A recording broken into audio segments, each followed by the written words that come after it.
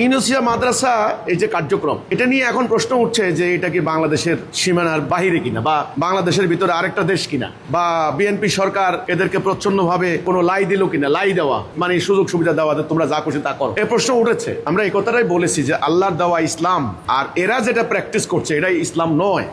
Hizb ut তাওহীদের এই পাঠা বলতেছে ভিডিওর মাধ্যমে যে ব্রাহ্মণবাড়িয়া জামিয়া ইউনুসিয়া এটা কি বাংলাদেশের বাহিরে কোনো জায়গা নাকি, না বিএনপি সরকার তাদেরকে ছাড় দিয়ে রাখছে। তো আমি সেই পাঠার উদ্দেশ্য করে বলতেছি, তার নাম আমি জানি না, মাঝে মধ্যে তার কিছু পাগলামির ভিডিও সামনে এসে পড়ে। তো তার উদ্দেশ্য করে বলতেছি যে ব্রাহ্মণবাড়িয়া জামিয়া ইউনুসিয়া কোনো সরকার বা কারোর দাপটে চলে না। ব্রাহ্মণবাড়িয়া জামিয়া ইউনুসিয়া এটা উলামাদের তত্ত্বাবধানে আল্লাহর হুকুম এবং তার রাসূল সাল্লাল্লাহু আলাইহি ওয়াসাল্লামের আদর্শ মেনেই সে প্রতিষ্ঠান চলে।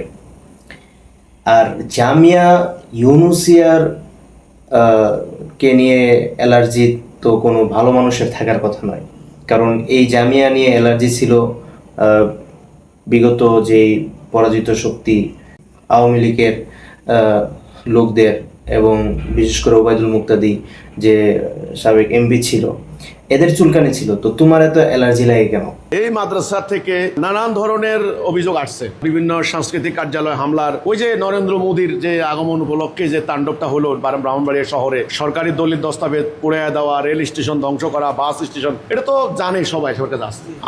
আরেক জায়গায় তিনি বলতেছে যে এই মাদ্রাসা নাকি বিভিন্ন তাণ্ডবে হামলা টামলার দিকে এই মাদ্রাসার সম্পৃক্ততা আছে, বিশেষ করে মোদি বিরোধী আন্দোলনে নাকি এই মাদ্রাসার সম্পৃক্ততা আছে। আমি সেই রামপাঠার উদ্দেশ্য করে বলি যে মোদি বিরোধী আন্দোলনের পরে যে হেফাজতের মামলায় যারা গ্রেফতার হয়েছে, সেই সময় গোয়েন্দারা নিখুঁতভাবে তদন্ত করে দেখেছে এই মাদ্রাসার সাথে তাণ্ডবের কোনো সম্পৃক্ততা নেই। তো সেই পাঠার উদ্দেশ্য করে বলি, জামিয়া ইউনুসিয়া নিয়ে যদি চুলকানি থাকে গোপনে ডাক্তার দেখায়, প্রকাশ্যে বলতে আসো না। কারণ জামিয়া ইউনুসিয়াকে ব্রাহ্মণবাড়িয়া গোটা বাংলাদেশের ছাত্র জনতা, কওমির সন্তানেরা এবং ওলামাই কেরাম হৃদয় থেকে এই প্রতিষ্ঠানকে ভালোবাসে।